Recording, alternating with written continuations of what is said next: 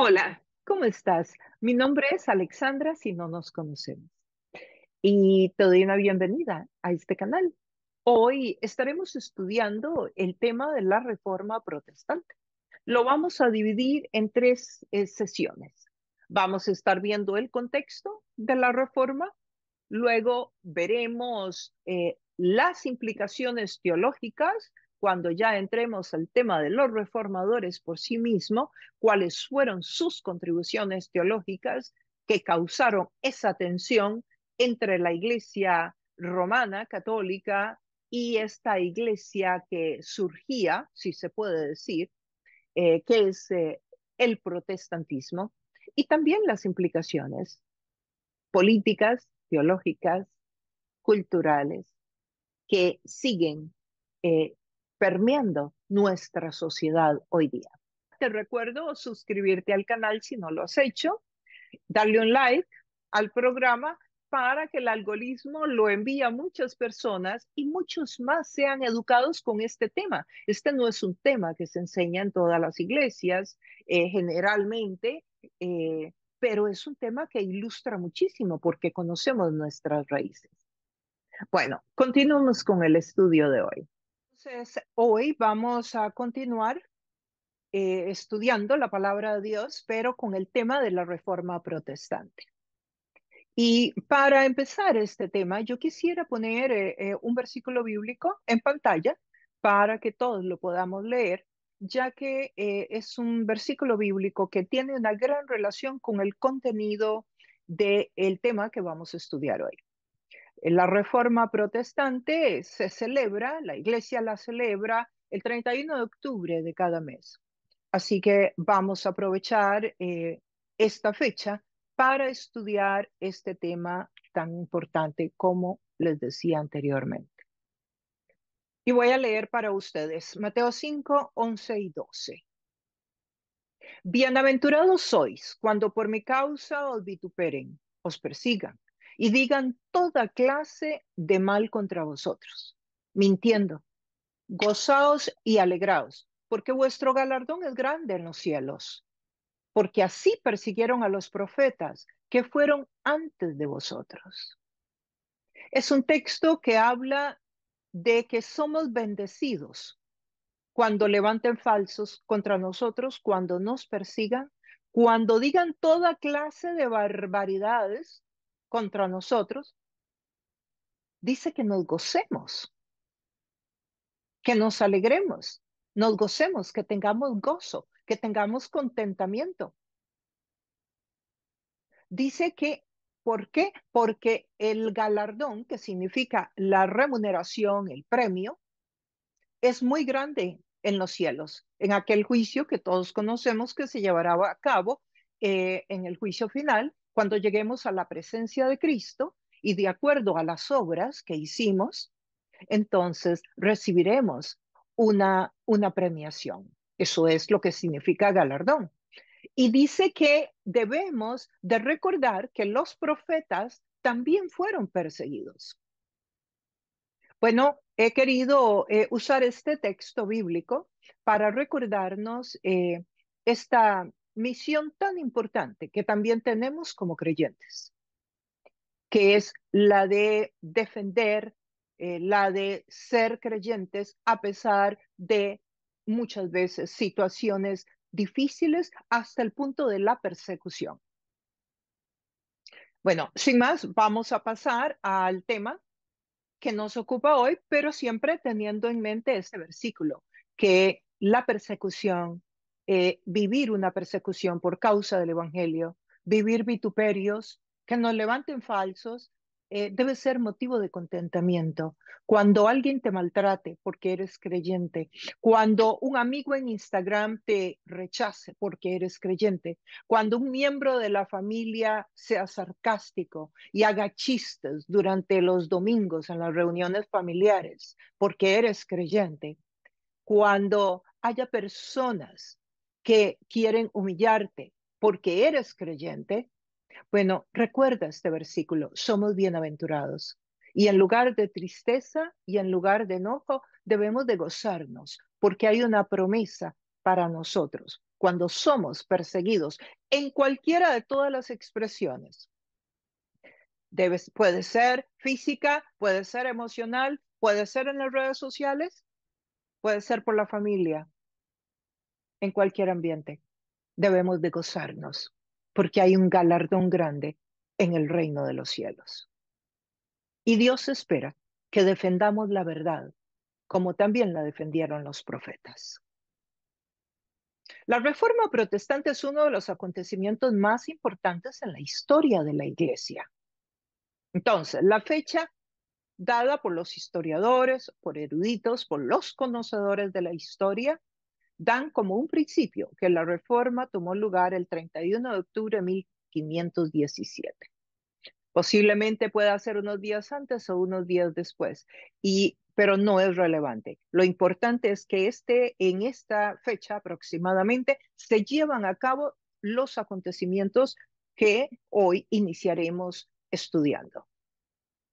El momento detonante en que se inicia este movimiento fue liderado en aquel momento por un católico romano de origen alemán, proveniente de una condición, de una familia, de una condición humilde. Él se llamaba Martín Lutero y esta es la voz más audible o el momento detonante en que inicia el movimiento eh, de una manera mucho más evidente. Sin embargo, como veremos a continuación, hubo también otros, otros surgimientos, otros movimientos pequeños antes de Lutero. Y vamos a dividir esta conversación en tres secciones por un tema de poder estructurarlo para poder asimilar mejor el aporte y la contribución que puede hacer a nuestra vida este trecho de la historia de la Iglesia tan importante. Lo vamos a dividir de la siguiente manera, en tres. El contexto, estaremos viendo el contexto político, social, económico, cultural, religioso, o sea, lo que estaba sucediendo por lo cual se da la reforma. El segundo punto, contenido teológico. La tensión teológica, las diferencias entre la Iglesia Católica y la propuesta de la reforma. Y como tercer punto, las implicaciones que este movimiento de la reforma aportó a la política, a la economía, a la cultura de aquella época e inclusive la nuestra hoy. Las repercusiones de la reforma protestante en la sociedad mundial. Iniciemos con el contexto. Para poder comprender lo que sucedió en aquel momento histórico, que inicia por allá en el siglo XI aproximadamente, debemos de tener un conocimiento sobre el contexto que le precedió, que sucedía antes. Solamente así podremos entender lo importante de la reforma y la razón por la cual esta reforma se da y es necesaria. Porque el mundo era muy diferente al que nosotros tenemos hoy, al que conocemos. Entonces es importante el contexto. El mundo en que tú y yo vivimos hoy está influenciado por los resultados de la reforma, pero es muy diferente.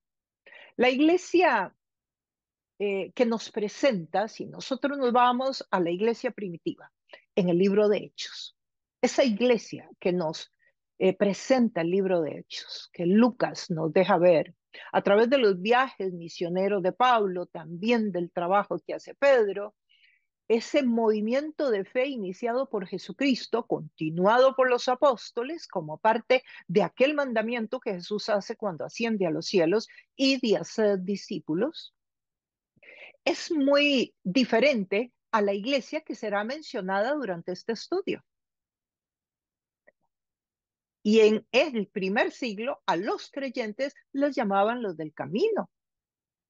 Y menciono esto porque vamos a estar estudiando hoy una iglesia que es muy diferente de la iglesia de Hechos. Entonces usted va a poder ir meditando, reflexionando, atando cabos y creando su propia reflexión, tu propia reflexión. Los creyentes del primer siglo se les llamaba los del camino. ¿Por qué?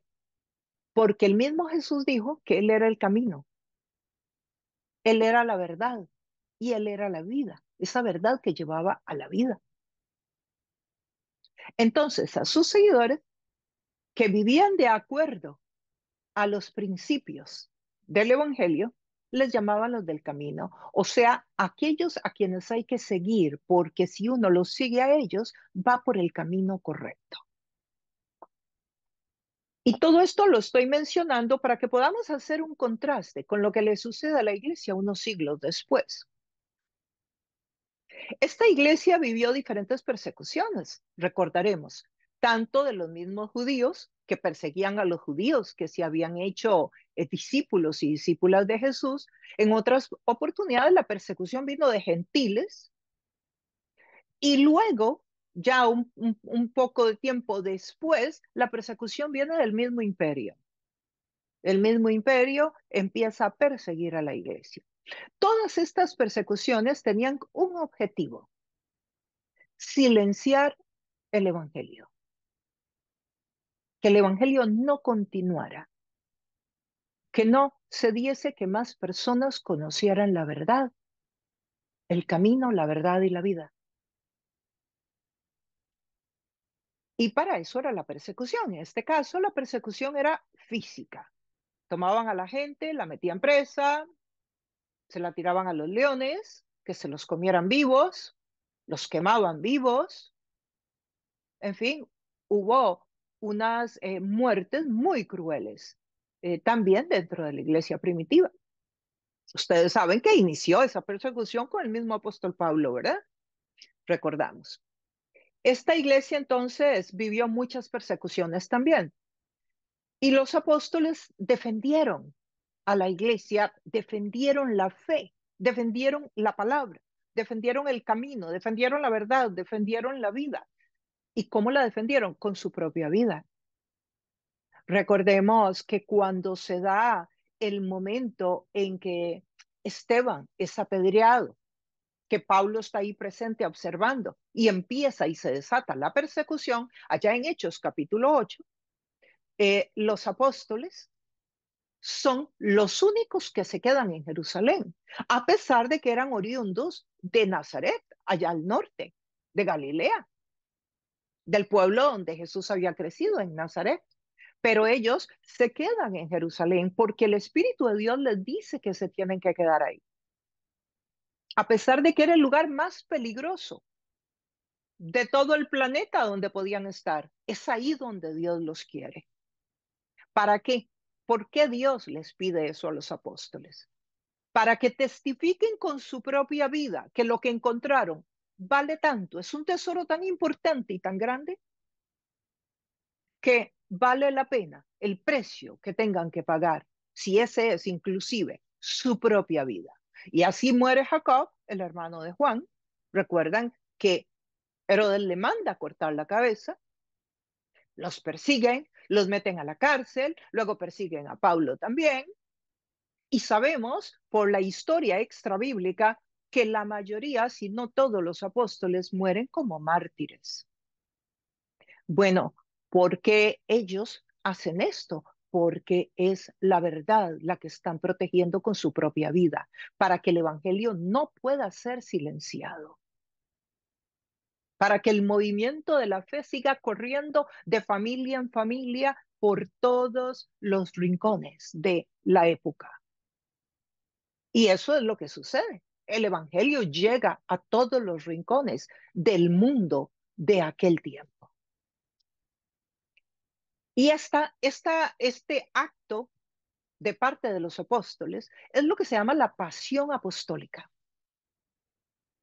La pasión apostólica es esa capacidad que viene del Espíritu de Dios a la vida del creyente para hacer lo que se tenga que hacer para no negar la fe. Y además de no negarla, para que el movimiento de la fe continúe. Es cuando usted llega a esa madurez espiritual en que usted ha entendido el valor de la vida eterna y usted ha comprendido en su inteligencia espiritual de qué verdaderamente está hablando el Evangelio. Y entonces usted sabe que vale la pena pagar el precio de la obediencia a Dios, pagar el precio de que el Evangelio llegue a tu familia, a tus seres queridos, a todas las comunidades de la tierra. Y se llama la pasión apostólica. Era lo que también está muy ligado a la palabra testigo. En el primer siglo, la palabra testigo no tenía el significado que tiene hoy. Hoy testificar se considera una persona que reparte panfletos o que va y toca puertas o que le habla a un amigo o a un familiar de Jesús. Vamos a testificar. En el primer siglo, el contenido de esa palabra era muy diferente y significaba el martirio. Y el martirio de una forma bien interesante, el martirio público, como Esteban. Porque es en ese acto de Esteban en que él está predicando, está hablando de Moisés, está hablando del templo, está hablando de doctrinas que hicieron enojar a los fariseos de la época, que lo empiezan a apedrear. Es en ese testimonio público de Esteban. Entonces, ¿cuál es el testimonio de Esteban en ese momento? ¿Es la predicación solamente que está dando antes de que lo mate? No, es el tener la valentía para ofrendar su vida en el altar del sacrificio, porque eso es lo que iban a ver y lo que se iba a decir de boca en boca en toda aquella comunidad y otras más sobre lo que este jovencito de 17 años había sido capaz de hacer. Y la pregunta de la audiencia de los que presenciaban aquel momento es, ¿qué encontró este joven tan valioso que es capaz de dar su vida por ello? Y eso es lo que se debe de preguntar la gente que te conoce a ti hoy. ¿Qué encontró este hombre? ¿Qué encontró esta mujer que vive de esa manera, que vale tanto, tanto, que es capaz de vivir esa vida de obediencia, esa vida de santidad?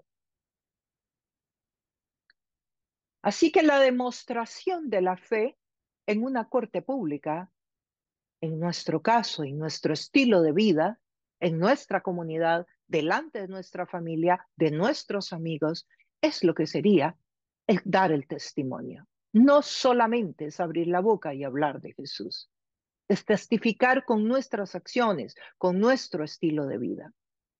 Desde mi perspectiva misionológica, estas dos palabras, pasión apostólica y testigo, en el significado original del primer siglo, continúan siendo los métodos que el Espíritu Santo usa para defender el camino, la verdad y la vida,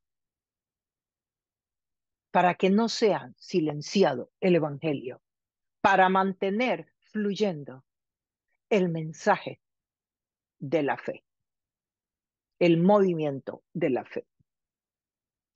Ahora vamos a dar un gran brinco y vamos a pasar al siglo III. Hablamos de la iglesia primitiva, pasamos al siglo III ahora. Lógicamente, sucedió un mundo de acontecimientos entre aquel momento de la iglesia primitiva y el siglo III.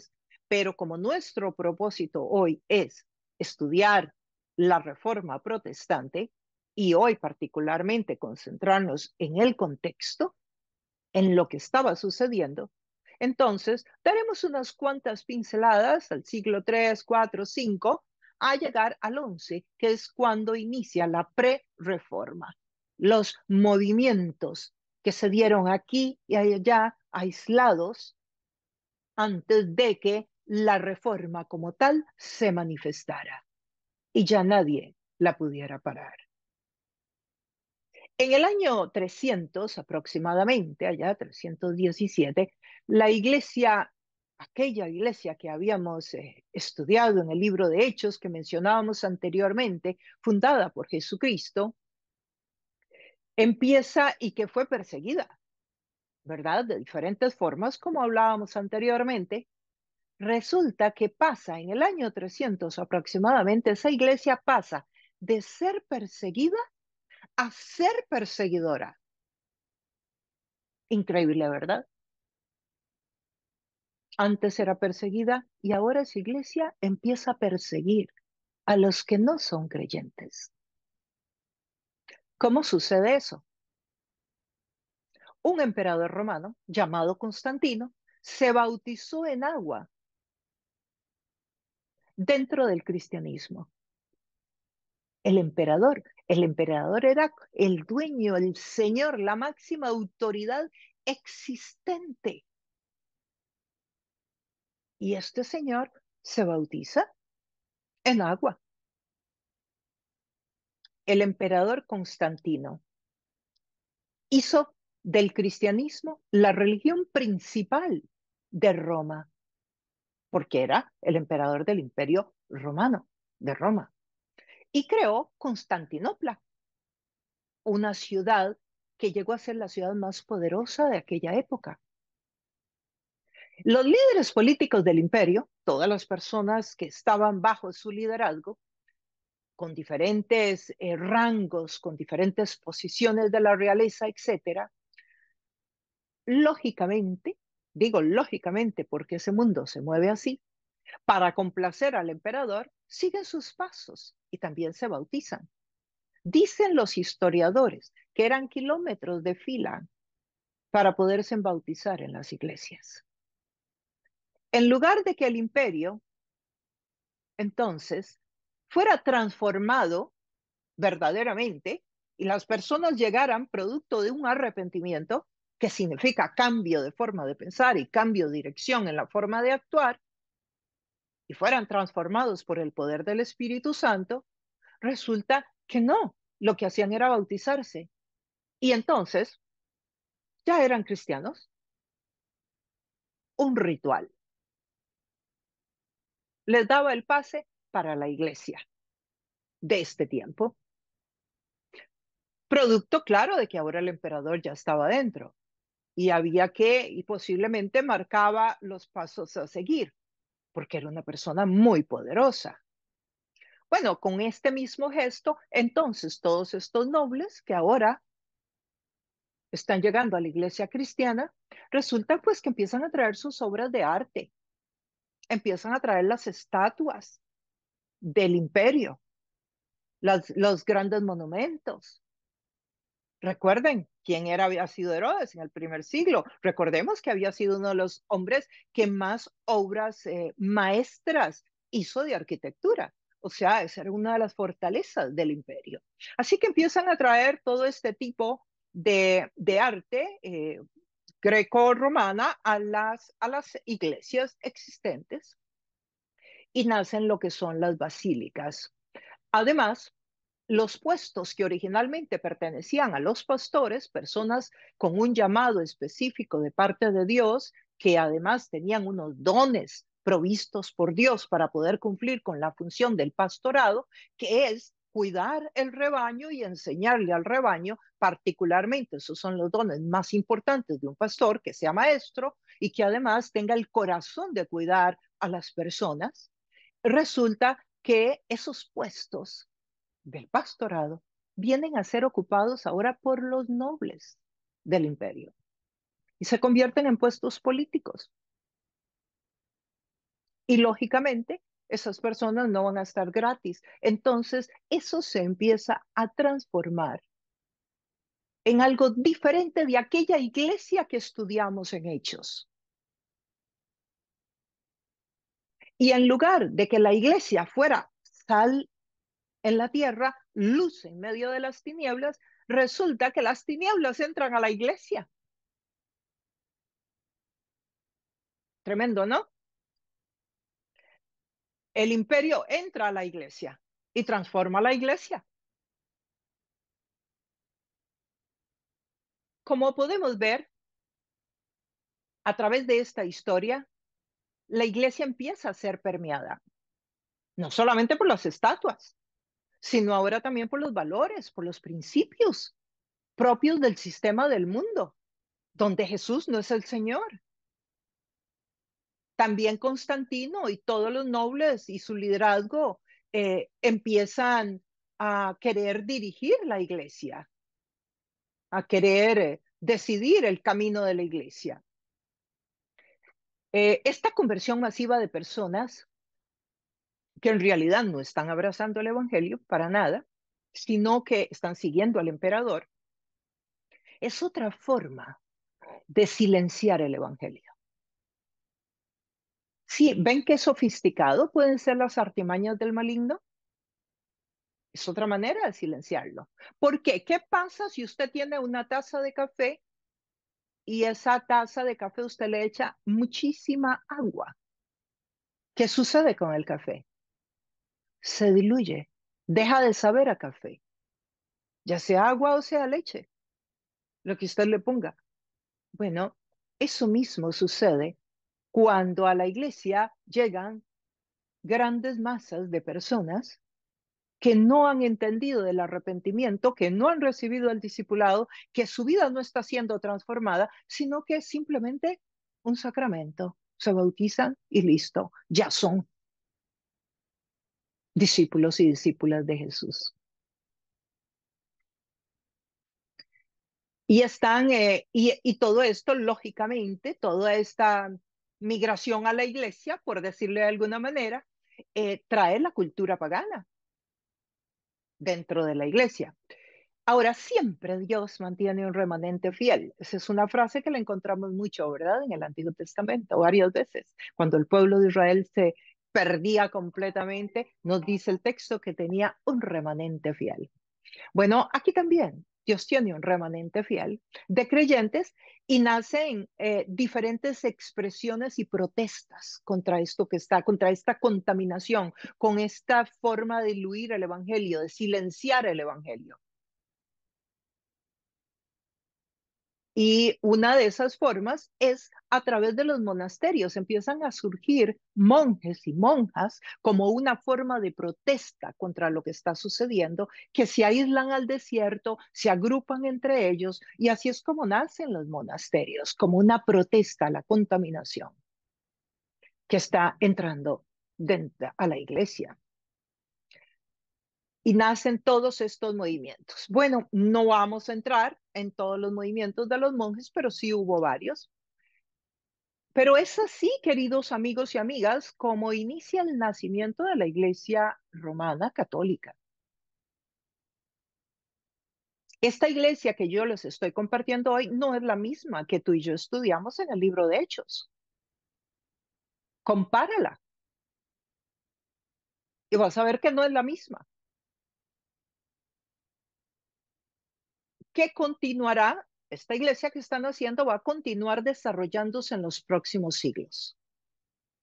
Va a continuar integrando costumbres, integrando formas de pensar, integrando elementos de la cultura del mundo y vamos a irla viendo desarrollarse durante estos siglos previos a la Reforma. Se llama romana porque tenía su sede en Roma. Por eso se llama romana, porque las oficinas centrales estaban y siguen estando en Roma, y católica porque pretendía ser universal. Y veremos más adelante a qué nos referimos con lo de universal. No universal porque llevaba el evangelio a otras personas. Como veremos más adelante, lo de universal es porque con la espada y con los ejércitos que luego veremos que tiene la Iglesia Católica se hacen las cruzadas. Y las personas tienen que decidirse. Y viene la persecución contra todos los que no sean cristianos. Ahora, si se me permite ser sarcástica, yo diría que este bautismo falso de Constantino eh, da lugar a que Constantino sea el fundador de la Iglesia Romana Católica. Es una forma mía de decirlo, porque ahí es donde nace. Digo esto porque muchas personas creen que nace con Pedro. No, la iglesia primitiva era otro asunto completamente diferente. Luego viene la caída del Imperio Romano. En el año 500 aproximadamente. La caída del Imperio Romano se da en el año 476 a.C. El imperio cae. ¿Qué pasa con la iglesia cuando el imperio cae? El Imperio Romano de Occidente cae. El último emperador romano fue Rómulo Augustulo. Cuando el Imperio Romano cayó, allá como en los años 500 después de Cristo, aproximadamente, todos los pueblos, todos los reinos existentes quedaron en una gran calamidad, en una gran pobreza con la caída del imperio. En el año, eh, por ejemplo, para el año eh, 600, había una hambre generalizada enorme en todas estas regiones de Occidente. Fue un tiempo muy, pero muy difícil. Y ahora vamos a dar otro brinco en la historia y vamos a ir al siglo XI. La Edad Media también es el siglo XI, es la misma época.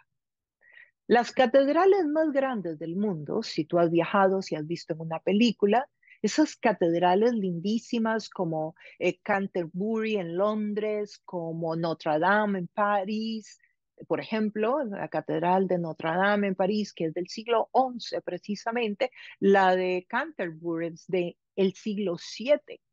Esas catedrales así enormes, lujosísimas, lujosísimas, bellísimas, de una arquitectura espectacular, fueron hechas en estos siglos, para que nos ubiquemos un poquito en cuanto a, al mensaje que querían comunicar con esas obras arquitectónicas tan espectaculares. Pues lógicamente poder, dominio. Aquí estamos. Somos los que tenemos, somos los que podemos, ¿no? Y de hecho, si usted estudia un poquito de arquitectura, usted va a ver que todos esos monumentos enormes que vemos en las ciudades tienen como propósito mostrar el poder del gobierno. La iglesia no era solamente una religión que tocaba el área espiritual de las personas, sino que además permeaba todas las áreas de la sociedad. Oiga eso, no se ocupaba solo del área espiritual, sino también de la política, de la economía, del trabajo. Quien estuviera fuera de la iglesia, esto es un ejemplo, alguien que estuviera fuera de la iglesia no podía ni siquiera firmar un contrato de trabajo de un negocio. O sea, usted tenía que ser miembro de la iglesia para poder firmar un contrato de trabajo. Si no, usted no era confiable. Así era el asunto y la importancia que la iglesia llegó a ocupar en la vida de la sociedad. La iglesia y la sociedad estaban muy conectados. O sea, no había tal de yo no quiero ir a la iglesia, no había tal de yo no creo. Eso no existía. Esa libertad para el ciudadano no existía en toda esta región. La Iglesia Católica Romana en ese tiempo no era la única religión. Existía la Iglesia musulmana, la religión musulmana también existía, pero por muchos siglos sí estuvo la católica definitivamente dominando. Toda la que más grande era, digamos, lo más numérica. Eh, la Iglesia Católica era la única iglesia en Occidente, definitivamente, pero no era la única en el mundo. Esta iglesia tenía sus oficinas, como hablábamos en Roma, y gobernaba desde allá. Y la vida de las personas giraba alrededor de los rituales, los sacramentos de la iglesia en sí. Por ejemplo, la misa, el bautismo, los funerales, las confesiones, todo esto era provisto por la iglesia. Fíjense que la gente, pues la clase media no existía, ¿verdad? Era o la gente muy pobre que vivía en villas, en aldeas, en lugares muy humildes, como vemos en las películas, y luego los reyes, ¿verdad? Y la gente de muchísimo dinero. Pero esas villas, aún humildes, pobres, etcétera, en el centro de la villa, de la aldea, del barrio, diríamos hoy en Latinoamérica, estaba un gran edificio, la iglesia. Así era cómo funcionaba. Eso, desde luego, a nivel visual, es toda una forma de hablarnos de lo que representaba para la comunidad. Era el centro, era la vida del pueblo. Y los rituales era algo que toda persona debía practicarlos. De hecho, en la palabra holiday, los días feriados para nosotros sería, ¿verdad? Los holidays, los días santos en inglés se dice holidays. Eh, Fueron creados precisamente en esta época y por el catolicismo, porque esos días eran para ir a la iglesia, ¿sí? Era para ir a la iglesia a los sacramentos o rituales de la iglesia. La participación en estos rituales era además una impartición de la gracia de Dios. O sea, una persona se bautizaba y que no creyera, y aunque no hubiera conocido, y aunque todavía ni tuviera, fuera un bebé que no tenía conocimiento, ya la gracia de Dios se impartía en el poquito de agua que se le derramaba. Eh, y así todos los demás sacramentos. Ahora, estos rituales eran el pasaporte para la vida eterna. Vean qué interesante como voy contándoles para que vayamos conectando, ¿verdad? Eran el pasaporte. O sea, si usted no hacía estos rituales, usted no entraba a la vida eterna. Un matrimonio que, por ejemplo, que no, una persona que no estuviera casada dentro de la iglesia no entraba al cielo. La iglesia católica no entraba al cielo. Estar dentro de la iglesia era determinante para ser socialmente acepto, además. El perdón era necesario para entrar al cielo, pero el perdón no de Dios, sino del sacerdote. Si alguien moría fuera de la iglesia, esa persona no entraba al cielo. Y eso producía horror, horror, porque las pinturas, las enseñanzas sobre el infierno eran de terror. Entonces, no me puedo imaginar todas esas enseñanzas sin que son verdad, que el infierno es de terror, pero sin que se enseñe sobre la gracia y que para obtener la gracia hay que ir a recibir un ritual. Pero para recibir ese ritual que me va a dar el pasaporte para entrar al cielo, yo tengo que pagar. Entonces, eso aterrorizaba a la gente muchísimo. La mayoría, eh, la mayoría de las personas católicas, de acuerdo a la Iglesia Católica, van al purgatorio primero. Algunos muy buenos, muy correctos, van directo al cielo y otros muy malos, van directo al infierno. Pero la gran mayoría pasa por el purgatorio. ¿A qué van al purgatorio? Al purgatorio van a purgar, a limpiarse de los pecados, de las obras, de los errores. A eso pasan al purgatorio. ¿Y cuáles son la forma de purgar esos pecados en el purgatorio? Bueno, porque el purgatorio te va a dar sufrimiento, te va a dar dolor, te va a dar angustia, y quiero que vayan conectando estos hilos. Purgatorio con sufrimiento, con dolor. De ahí que hasta el día de hoy se ofrecen tantas promesas de dolor físico, porque las peregrinaciones, por ejemplo, subir a escaleras, aunque ya la pierna no te da para más, caminar muchos kilómetros descalzos para llegar a una basílica, latigarse los monjes, en los conventos y personas todavía, arrodillarse en huesitos, en piedritas, hasta romperse las rodillas. Hay personas que ayunan, pero para sufrir. E inclusive yo he encontrado a personas creyentes hoy día que ayunan y como no les cuesta ayunar, porque son personas que no les cuesta ayunar, han tenido dudas de que ese ayuno llegue a la presencia de Dios como una disciplina espiritual, aunque la Biblia nunca dice ayunen y sufran, solo dice ayunen y oren. Ninguna parte dice que debes de sufrir cuando ayunas o debe de costarte. ¿Por qué? Porque vienen esos rasgos de nuestra historia de lo que aprendimos y aunque no lo hubiéramos aprendido claramente, quedó como impregnado en nuestro ser espiritual y ahora llegamos al cristianismo y seguimos con un equipaje de estas enseñanzas que de una u otra manera el Espíritu Santo nos tiene que ir liberando porque no tienen fundamento bíblico. El purgatorio era un lugar temporal, ¿verdad? Donde se pasaba, no donde se quedaba. ¿Cuánto tiempo ibas a pasar en el purgatorio? Dependía de tus obras malas. Cuando la persona cumplía el tiempo en el purgatorio, es dependiendo de qué tan mal hizo cuando estaba en la tierra. Ahora, hay varias maneras de cómo una persona puede reducir el tiempo de estadía en el purgatorio, de acuerdo a la Iglesia romana. Y digo a la Iglesia romana porque la doctrina del purgatorio, que lo estaremos estudiando en el próximo estudio, no está en el texto bíblico. Entonces, aquí vemos que hay varias opciones. Voy a mencionar unas poquitas, pero hay varias opciones de cómo una persona puede reducir su tiempo en el purgatorio. Las peregrinaciones a iglesias donde habían objetos sagrados.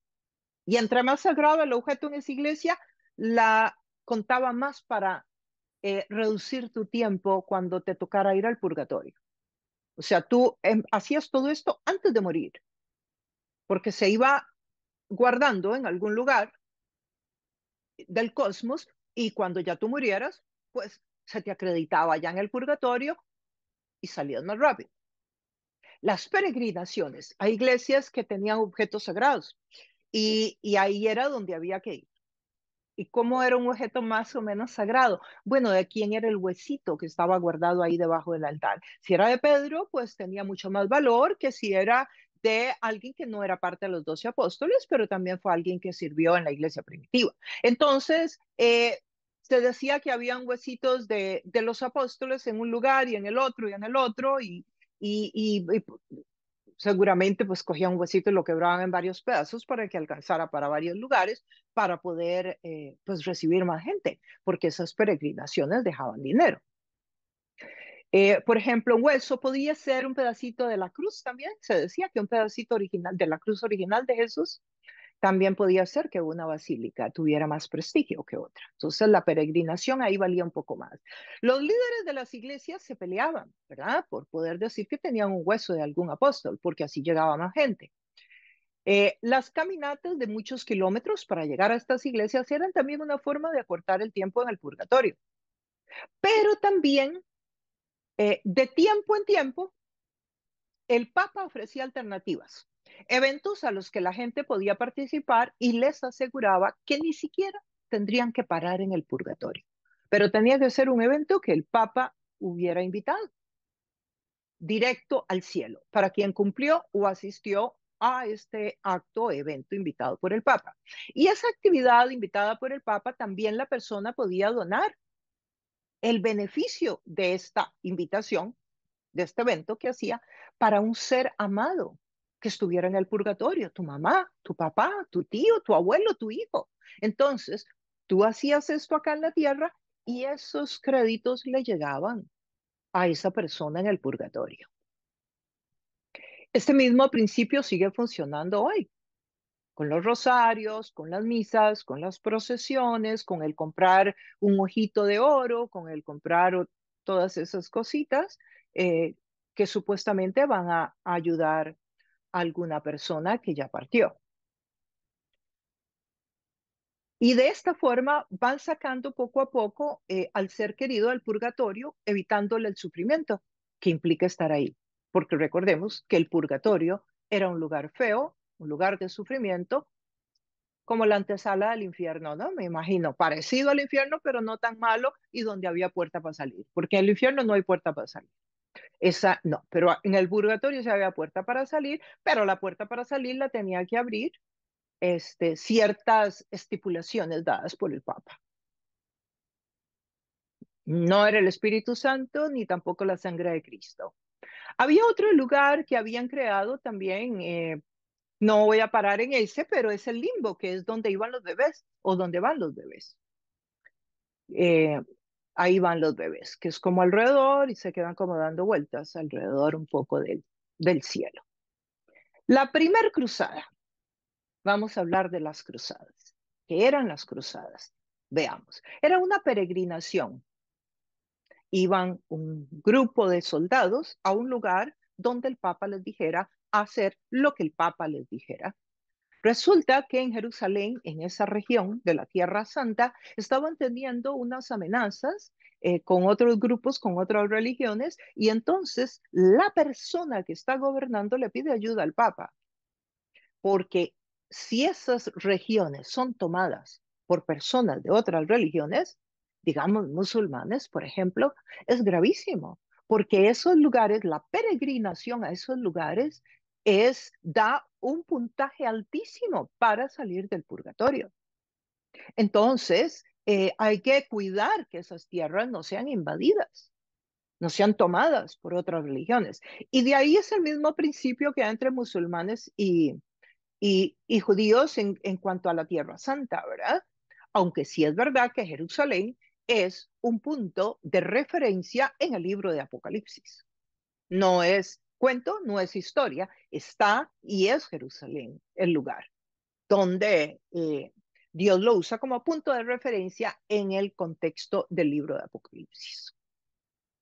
La idea de que estas ciudades fueran tomadas aterrorizaba a la iglesia. Por lo tanto, el Papa decide que le va a ayudar. Y la forma de ayudar a este emperador bizantino, gobernante de este lugar, fue que el Papa convocó que toda persona que se uniera a esta cruzada, esta es la primera cruzada que se da, a esta cruzada como soldado, iría directo al cielo. Fue una gran motivación. Tal vez para ti no te haga tanto sentido, porque vivimos en esta época, pero la gente de esa época, esto era el todo, era el diario vivir, era la razón de ser. O sea, irse al infierno era una cosa terrible y sigue siendo terrible hoy, pero esa era la amenaza constante que se les daba para que la gente hiciera cosas para poder salir del purgatorio, que era el punto central acá. Y a estas personas que se unían, pues ellos tenían el pase directo al cielo o podían darle esos puntos o esos créditos a alguien que amara que estuviera muerto. Y se decía que la iglesia era la puerta para el cielo. Si la puerta no era Jesús, era la iglesia. Es la iglesia, perdón. Sí, no es Jesús, es la iglesia. Usted entra al cielo si usted es de esa religión. Y la espada es la impartición de la gracia de Dios con la espada. Los soldados con la espada iban a impartir la gracia de Dios. Entonces imagínate, un asesino que cree que cuando mata está impartiendo la gracia de Dios.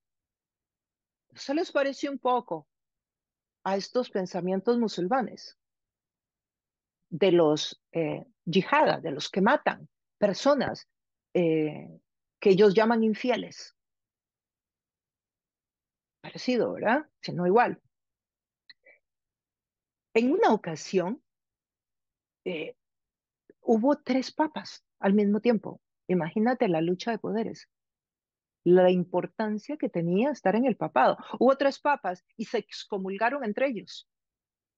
O sea, porque estaban disputándose el poder en diferentes regiones y cada uno tenía el soporte de los nobles de esas regiones. Entonces, a ver cuál era el papa que iba a quedar. Pero uno se le adelantó y excomulgó a los otros. Y ya cuando los excomulgó, que es todo un ritual, ¿verdad? Que se hacía, velas y rezos y cosas, él excomulgó. ¿Cómo sería de impactante que este hombre, que era papa, que verdad, que quería ser papa, tenía que tener mucho poder y mucho dinero? Además tenía muchos soldados, pero muchísimos, ¿no? Este, era una persona, dice la historia, que era el invierno y el papa que lo excomulgó estaba por allá en otra ciudad. atravesó todas las montañas, los fríos, con su esposa y su niño bebé. Imagínense en aquella época, no habían caminos, no habían carreteritas, atravesando las montañas del invierno nevado de Europa. O sea, atravesó todo eso, arriesgó su vida y cuando llegó allá al castillo donde estaba el otro papa para pedirle perdón, porque lo había excomulgado. Estoy hablando de alguien con mucho poder, con mucho dinero, con muchos soldados y es capaz de hacer todo esto porque lo han excomulgado. Hace un rato él creía que él también podía ser papa, pero ahora cree que el otro lo excomulgó. Y eso le aterrorizaba a tal punto que se metió esa caminata entre las montañas con su esposa y su bebé, llegó al castillo donde estaba el papa, no le abrió la puerta, lo dejó ahí 4 días, el tipo descalzo, pasando frío con su familia, hasta que el papa lo dejó entrar y le devolvió la salvación. Le quitó lo que le había excomulgado, hicieron una negociación ahí y era el dirigente del gobernador de Milano, en Italia, este señor que llegó. Y hacen una negociación de tierras y de cosas y una distribución ahí del poder y se arregló el problema. Pero ¿para qué se los cuento? Para que tengan una idea del impacto, de lo, del terror de la gente de perder la salvación, que fuera excomulgado, de que, no de perder la salvación, de que fuera echado de la iglesia. O sea, era un horror. Todo esto hizo este señor. Y al final, pues uno de los tres papas fue el que quedó. Ahora pasemos a el siglo XI aproximadamente, para hablar un momento sobre las indulgencias. ¿Qué eran las indulgencias? Que también eran parte del contexto antes de la Reforma y de hecho fueron uno de los elementos precipitantes para la Reforma, si no el más fuerte. Era un cartoncito que tenía el sello de la Iglesia Romana. La venta de las indulgencias era entendido como comprar el perdón del pecado y el permiso para complacerse con otro pecado. Usted lo podía usar para lo que quisiera, o para perdonar el pecado que ya habías cometido, o para por adelantado para poder ir a pecar. Cualquiera de las dos estaba bien.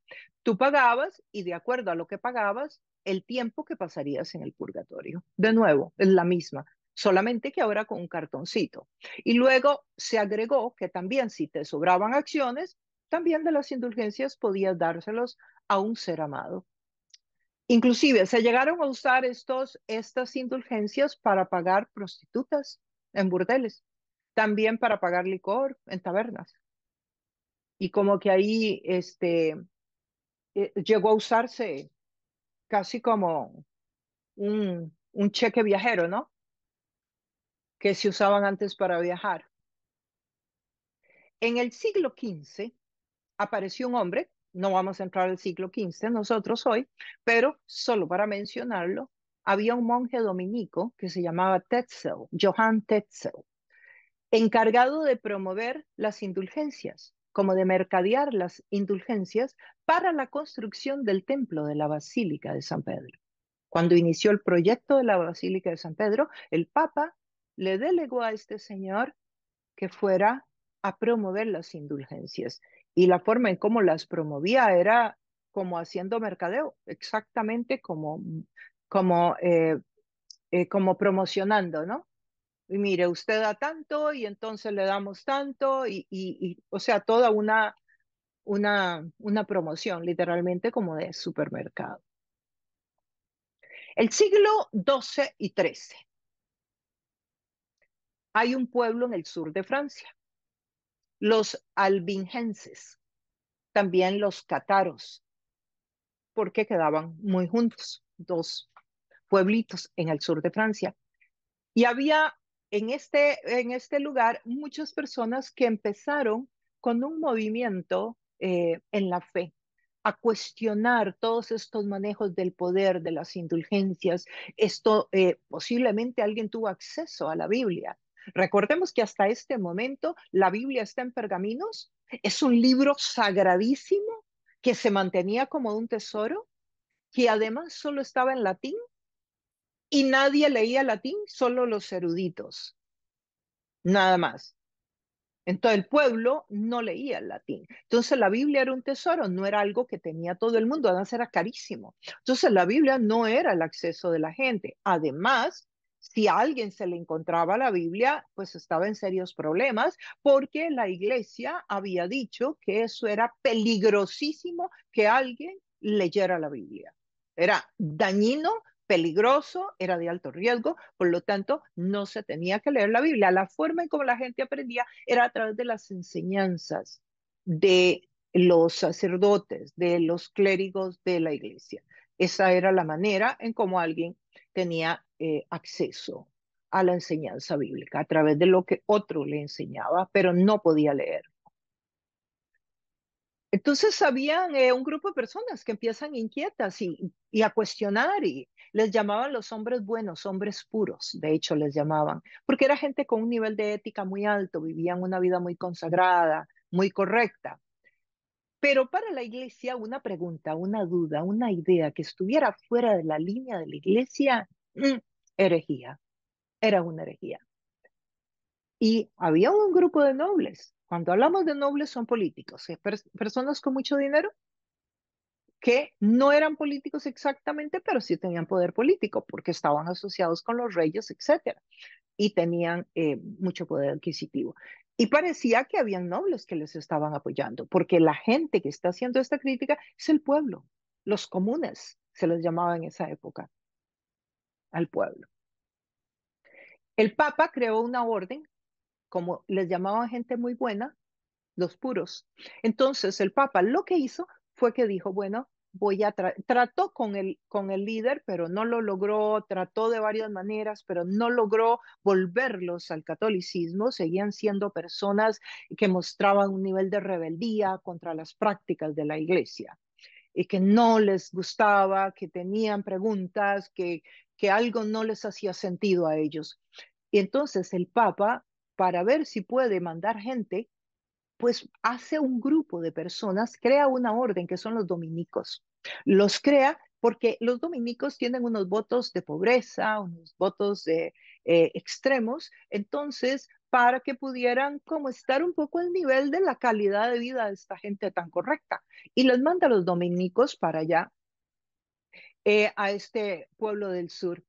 Y definitivamente no pasa absolutamente nada. Entonces el Papa vuelve a llamar a una cruzada de 40 días. Ya no tienen que ir al Medio Oriente como cuando tuvieron que ir a la Tierra Santa, ¿no? Ahora esta cruzada es mucho más fácil, rapidito y pronto, pues ya no tienen que pasar por el purgatorio. Si hacen la cruzada, pues el beneficio, al igual que en la primera cruzada, esta es la segunda, pues no tienen que entrar al purgatorio.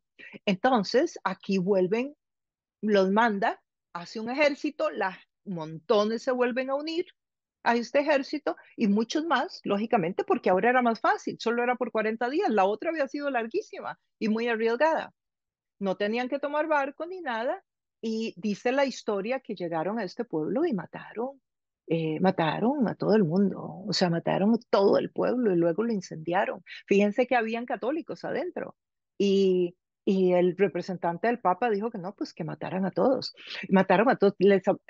Estamos hablando de miles, de miles. O sea, se cree que llegaron a ser a nivel de millón. Y es que lo que sucede es que además de que hizo esto, de que los mandó a matar en esta cruzada, mandó las cruzadas todos los veranos por 20 años a matar a los que siguieran pensando que la salvación no se tenía que pagar, que la iglesia no era la puerta al cielo o cualquiera de las inquietudes que tenían estos creyentes. Entonces, posiblemente estamos aquí frente al primer movimiento que está protestando. Y como estamos hablando de la reforma protestante, quise mencionarlo porque no solamente ilustra el contexto, para que veamos la gravedad del oscurantismo, o sea, el nivel tan grande y lo que significaría protestar, porque todas estas personas las quemaron vivas, vivas.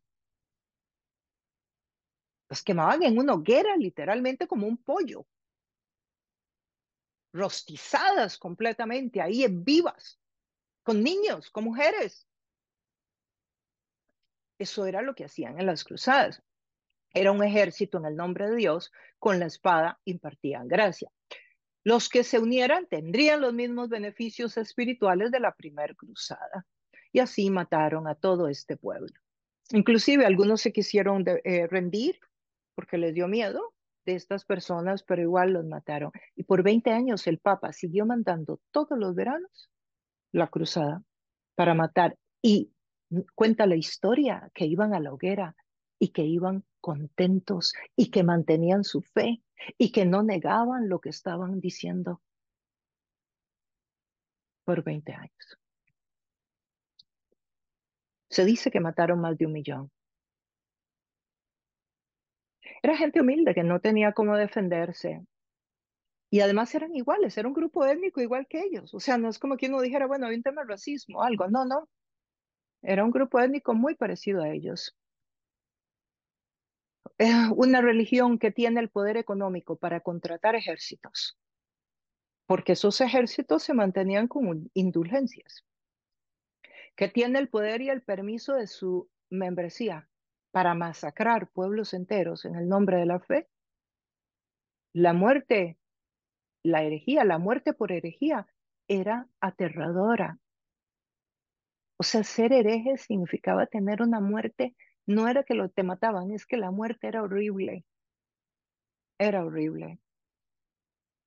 Y la herejía era por pensar diferente, era por tener un pedacito de los evangelios en tu casa, era por cuestionar el comportamiento de algún sacerdote, obispo que violaba a tus hijas.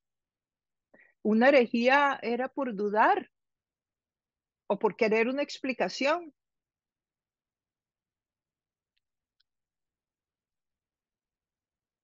Dicen algunas historias que hubo santos que mataron porque dijeron que tuvieron un sueño que Dios les dio y los quemaron en la hoguera. Es durante esta época que surge la confesión para recoger información y saber todo lo que la gente está haciendo, está pensando y está soñando. Pero esta gente no negó su fe, iban con entusiasmo a la hoguera, miles de ellos. Su fe los sostenía, la pasión apostólica de la que hemos estado hablando al inicio de este estudio. Ese testificar que hoy, ¿cuánto? ¿10, 20, 14 siglos después? Estamos aquí hablando de ellos. No solamente estamos aquí hablando de ellos, hemos creído porque ellos murieron. Y entonces, como veremos en la continuación de este estudio, la Biblia llega a nuestras manos a través de su sangre, de sus vidas, de sus cuerpos quemados en esa hoguera.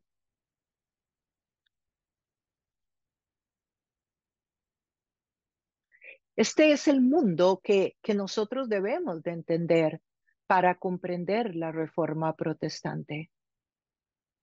Es impresionante todo lo que este contexto nos puede enseñar y el respaldo bíblico que podemos encontrar en, en todo este contexto que se daba en esta época, en estas personas capaces de dar la vida, en estas artimañas del enemigo por impedir, por silenciar el evangelio de diferentes maneras. En el primer siglo físicamente, luego lo trata de hacer a través de las doctrinas en una época por allá, después del siglo V, y ahora lo volvemos a encontrar tratando de hacerlo de nuevo. Silenciar el evangelio. La reforma protestante vino a hacer cambios fundamentales, como estaremos estudiando, pero muy importante es que sepamos que la reforma se debe de continuar haciendo. Fue hecha, empezó y necesitamos continuar reformando, aprendiendo, adquiriendo el conocimiento, examinando, reflexionando. Hoy día hay otros métodos que también el maligno sigue usando, porque detrás de toda esta historia y de toda la historia de la persecución a la iglesia, o para silenciar el evangelio, como queramos llamarle, está el enemigo. Interesante que meditemos y reflexionemos en el precio que otros pagaron para que nosotros hoy tengamos la Biblia traducida en nuestro idioma. Y vamos a continuar estudiando la Reforma Protestante en el próximo estudio.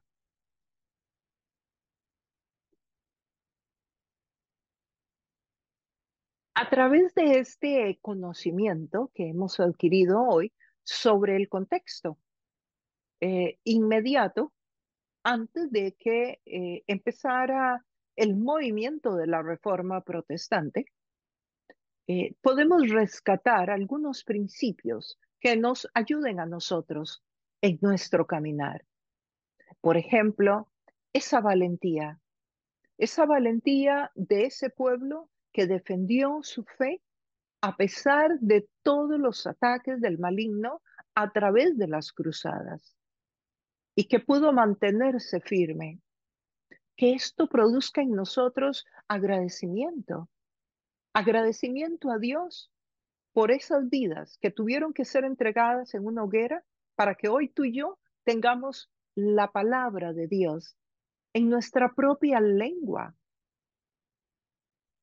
Además, que nosotros podamos abrazar esta pasión apostólica, el entender que en nuestro caminar habrán oportunidades para que nosotros también seamos testigos, pero testigos conforme al contenido de la palabra en el primer siglo, donde defendamos nuestra fe, nuestra creencia, enfrentemos las consecuencias, el rechazo tal vez de la familia, el rechazo de amigos, el bully de parte de personas que no entienden, que parten desde la ignorancia como una vez muchos de nosotros estuvimos.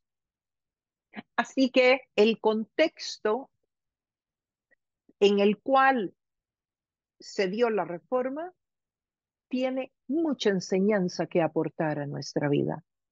Que continúes reflexionando en el poder de la palabra y la importancia que tiene que cada pueblo llegue a tener la Biblia en su propia lengua.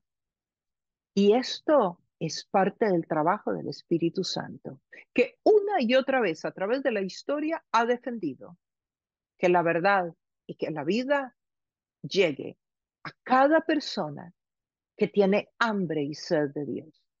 Dios está en control y continuará en control.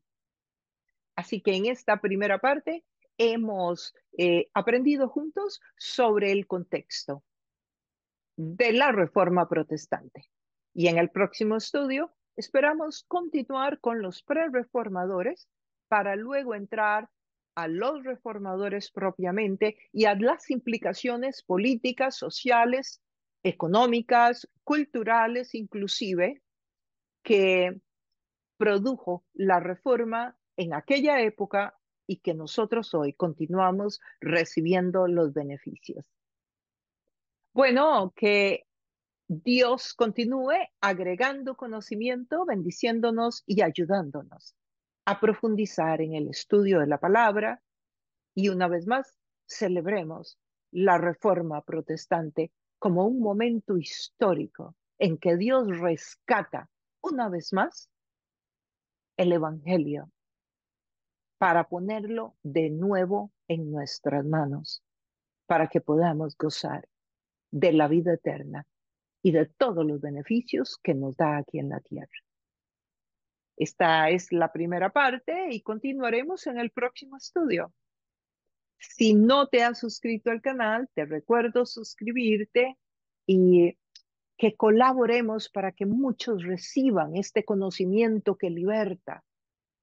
Y para eso, solo tienes que darle un like a la campanita, poner algún comentario en el video y de esa manera el algoritmo lo envía a muchas personas más. Bueno, Muchísimas gracias por esa contribución y continuamos. Nos vemos en el próximo estudio.